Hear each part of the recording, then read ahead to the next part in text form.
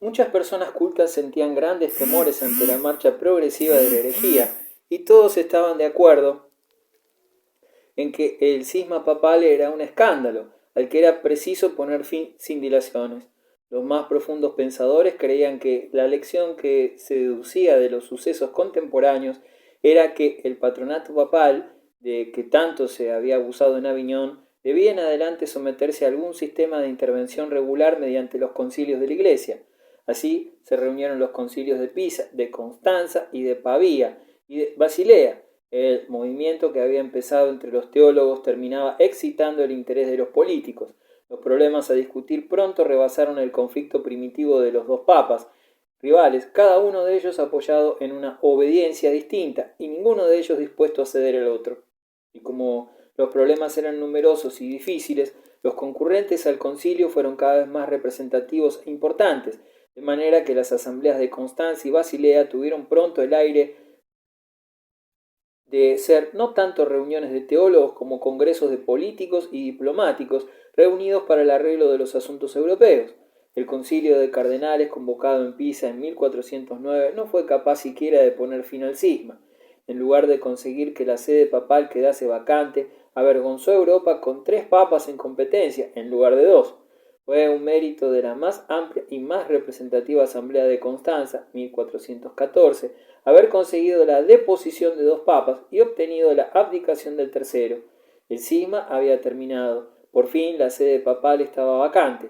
Parecía haberse ofrecido una oportunidad excepcional para la reforma de la Iglesia y para imponer las limitaciones que se creyesen útiles al poder de los papas, pero esta oportunidad no fue aprovechada. Cuando el concilio fue llamado a decidir si debía reformar la Iglesia antes de elegir papa o si elegiría papa antes de proceder a la reforma de la Iglesia, resolvió posponerla, aunque con el disentimiento de Inglaterra y de Alemania. Esta decisión era precisamente el error que podía cometer una asamblea no inspirada profundamente en motivos morales. La reforma de la Iglesia por un concilio general, bastante difícil estando vacante el trono pontificio, se había de hacer más difícil elegido el Papa. Al elegir a Odo Colonna, 1417-1431, que tomó el nombre de Martín V, el concilio erigió frente a sí mismo un rival formidable, que, como político italiano y heredero de la larga tradición de autocracia papal, debía necesariamente hacer lo posible para frustrar sus objetivos constitucionales. Así cayó por su base el plan de una reforma general de la Iglesia. Los padres de Constanza quemaron a Hus y a Jerónimo de Praga y promulgaron decretos preveyendo reuniones de concilios generales cada 10 años, un nuevo concilio al cabo de 5 años y que cada vez que se produjese un cisma sería convocado un concilio automáticamente. Pero, en cuanto a la reforma, capituló ante el Papa, cuyo interés principal era el restablecimiento de su principado italiano y que prefería establecer concordatos provisionales separadamente con los estados a trabajar a través del mecanismo de una autoridad rival. El concilio de Basilea, que se reunió en 1431, no tuvo mayor éxito. Todas las influencias principales que se combinaron para contrariar el celo reformador de los padres de Constanza fueron igualmente poderosas en Basilea. Martín V, el aristócrata romano, había sido sucedido por el veneciano Eugenio IV. Para Eugenio, lo mismo que para Martín, un concilio general que tratase de colocarse a sí mismo por encima del Papa, reformando su hacienda y limitando su supremacía, era algo odioso. Desde el primer momento, el concilio de Basilea podía contar con la hostilidad declarada del Papa.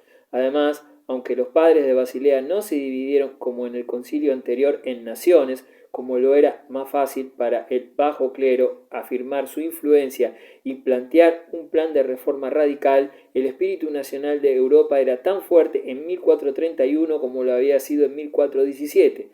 Los franceses y los españoles vacilaban tanto como siempre en apoyar la idea de la reforma, y Eugenio, no menos que Martín, creía que su mejor interés se hallaba en llegar a un acuerdo con los soberanos nacionales más que con el Concilio General de la Iglesia. Con todo, no sería justo negar que una obra considerable fue realizada por el Concilio de Basilea. Proporcionó un escenario para el examen y la discusión de las diferencias teológicas entre los husitas y los católicos, y estas diferencias fueron examinadas en efecto. El debate teológico entre los jefes de la causa husita y los teólogos de Basilea es uno de los más meritorios episodios de una época violenta e intolerante. y el concilio consiguió el éxito de haber podido por lo menos conseguir un arreglo de compromiso que, aunque muy mal recibido por los taboritas, podía ser aceptado por la general opinión de Bohemia. En los demás aspectos, sin embargo, el concilio de Basilea no consiguió adelantar nada en la causa de la reforma de la Iglesia ni en la limitación de las prerrogativas del Papa. No es que le faltara ambición. El concilio promulgó importantes decretos como el que establecía que un concilio general no podía disolverse sin su propio consentimiento, el que declaraba herética la apelación al Papa de las resoluciones de un concilio general, atacó asimismo el patronato papal y negándole las annatas y primicias amenazó con la ruina de la hacienda del Papa. Llegó incluso en 1439 hasta deponer a Eugenio, su enemigo, y elegir un opulento viudo con 7 hijos que a la vez era duque y ermitaño para la sede pontificia. En estas resoluciones el concilio claramente sobrepasó los límites de la prudencia. La opinión pública de Europa no estaba todavía preparada para admitir una reducción tan grave de las prerrogativas del poder de los papas, y la perspectiva de un nuevo cisma no hizo sino aumentar la impopularidad del concilio. Eugenio no era un hombre inteligente, sino temerario, testarudo y de horizontes estrechos, pero con todo era bastante listo para saber aprovechar los errores de sus adversarios de Basilea y, soslayando al concilio, negociar con los franceses y los alemanes. Es característico de las nuevas tendencias de la política europea, de la creciente influencia del nacionalismo y de la decadente influencia de la unidad de la Iglesia medieval, que en 1438 se estableciesen los cimientos de las libertades de la Iglesia galicana, mientras el concilio de Basilea celebraba sus sesiones y, a espaldas suyas, mediante un tratado entre el Papa y el rey de Francia, conocido por la pragmática sanción de Bourges, y que en el año siguiente se concluyese un tratado semejante con los alemanes en Maguncia. El golpe final y decisivo para la autoridad del concilio llegó en 1445, al vender Federico III, rey de los romanos, la libertad de la Iglesia alemana al Papa a cambio de la promesa de la corona imperial. Los concilios de Constanza y Basilea habían sido en buena parte promovidos por el emperador Segismundo, 1419-1437. Este inquieto y ligero político había aspirado a brillar a los ojos de sus contemporáneos como reformador de la Iglesia, como estadista cosmopolita y como pacificador de las querellas civiles y eclesiásticas. Se había ligado con el movimiento conciliar en la esperanza de detener las herejías bohemias y de conseguir la corona de aquel país, y mientras el emperador apoyó a los concilios, incluso no siendo su autoridad reconocida sin disputa en Alemania, los concilios constituían una seria fuerza frente a Roma. Por ello, los tratados concluidos entre el Papa y Federico III eran de la mayor importancia. La sola autoridad secular de la que el concilio hubiera podido esperar ayuda eficaz daba un golpe de muerte a su política. Por el pacto final de 1448, Federico devolvía al Papa sus ingresos procedentes de las annatas y la mayor parte de los derechos de patronato, de los que había sido privado por los radicales decretos de Basilea. Era una victoria decisiva. Las fuerzas de la Reforma quedaban derrotadas. El intento de la Iglesia de poner su casa en orden por medio de concilios generales quedaba frustrado por las diferencias políticas de Europa, que subsistían y con mayor fundamento por la oposición del Papa, por la concupiscencia de un emperador y por la determinación de Italia de no aceptar el dominio de los bárbaros del norte. Una vez más, los italianos vieron restaurada su influencia en el pontificado. Con Martín V comienza la larga serie de pontífices para los que las preocupaciones anejas a un Estado italiano eran de primera importancia. Martín V colocó al pontificado en un lugar superior a la Iglesia, a Italia sobre Europa y a sus parientes colonna antes que a nadie. Su ocupación consistió en restaurar el orden de la ciudad de Roma, exhausta por la guerra civil, purgar la campaña de salteadores y devolver las distantes provincias de la Iglesia a la obediencia del solio papal. El pontificado no se adaptó fácilmente de una vez a las brutales condiciones de su antigua patria italiana. Si para muchos la restauración pontifical era una fuente de orgullo y de provecho, otros la veían como la mayor hostilidad y con recelo. Los republicanos romanos abominaban de la idea de que la orgullosa ciudad de los Escipiones se mantuviese bajo el gobierno humillante de los sacerdotes. Amenazaron con el destierro a Eugenio IV y se levantaron en armas contra su sucesor, Nicolás V, y la aristocracia de Roma y de la campaña, en la que generaciones de anarquía y derramamientos de sangre habían hecho de la rebeldía una segunda naturaleza, eran todavía más peligrosos que la plebe romana. Los papas de la Restauración no sintieron escrúpulos motivados por sentimientos de piedad cristiana para aplicar a tales desórdenes los remedios más duros que la refinada crueldad de sus capitanes y verdugos mercenarios les podía brindar. Mataron, torturaron y colgaron a sus adversarios. Palestrina, el hogar principal de la familia Colonna, fue arrasada por Vitelleschi, cuyas odiosas crueldades practicadas en servicio de Eugenio IV y estigmatizadas por las páginas de Lorenzo Valla proyectan una fuerte sombra de tristeza en el renacimiento del Estado pontificio. Así, después de liquidar enérgicamente los disturbios locales, los papas marcharon hacia el futuro con una moral de triunfador. Las dificultades que desde el cisma habían parecido tan amenazadoras para la ininterrumpida autoridad de los papas habían sido superadas. El concilio de Basilea, que arrastraba una vida lánguida, reducido y desacreditado, fue por fin disuelto en 1449. Félix V, el anciano antipapa, había abdicado. El imperio germánico, bajo la égida vacilante y venal de Federico III, había hecho su paz, renunciando el camino difícil de la reforma, aceptando el sistema de hacienda, el patronato y la autoridad del papa. Los bohemios que habían llenado Europa con el terror de su nombre se mantenían ahora quietos y sumisos, en apariencia. Nadie osaba pronunciar el nombre de Wycliffe. En ocasión del jubileo de 1450, Nicolás V, un papa erudito que había hecho de su corte el centro principal de la ciencia y de las letras italianas y que, famoso por la fundación de la Biblioteca Vaticana, podía contemplar un mundo sometido.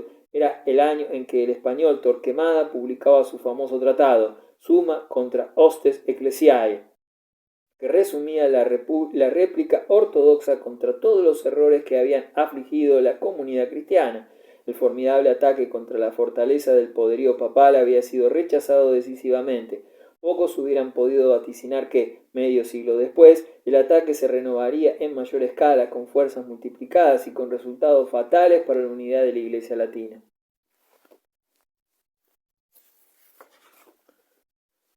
Capítulo 31. La España medieval.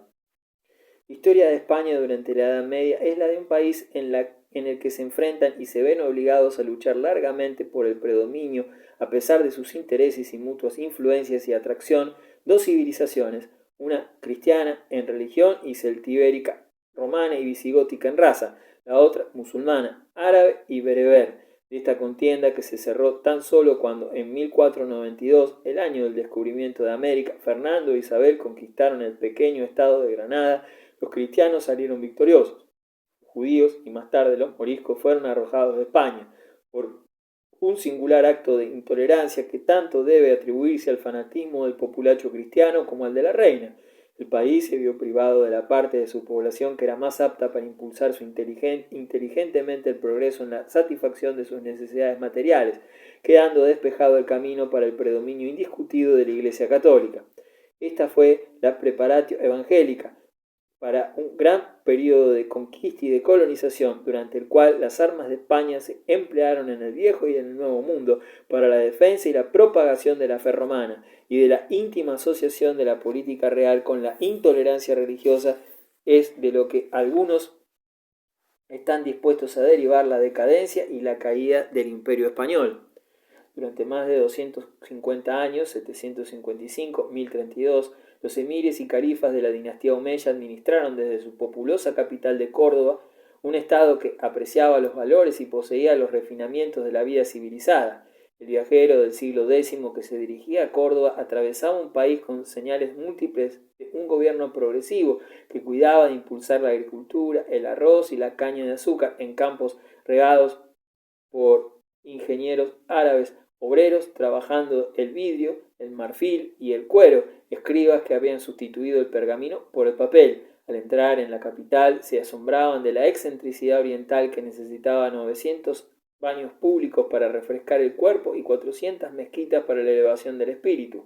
Las calles estaban pavimentadas con piedra, fuertes fuentes manaban en patios porticados, centenares de lámparas, muchas de plata, iluminaban las columnas de mármol y de jaspe que sostenían los mayores templos muslímicos, y no eran esos refinamientos un monopolio celosamente guardado de los conquistadores árabes.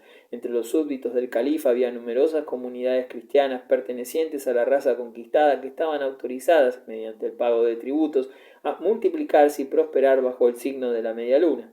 Los mozárabes, cristianos sometidos, formaban una parte importante de la comunidad general y junto con los judíos el vehículo más sobresaliente por el que la cultura y el saber de Arabia y de Grecia se infiltraron en el mundo latino en aquellos tiempos.